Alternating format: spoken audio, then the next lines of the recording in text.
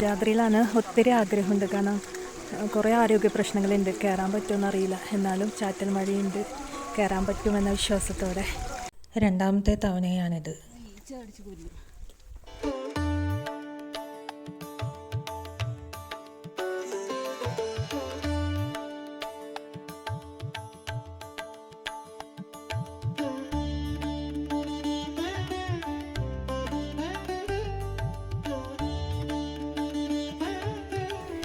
കുടജാദ്രിയിൽ കുടച്ചോടുമ്മ.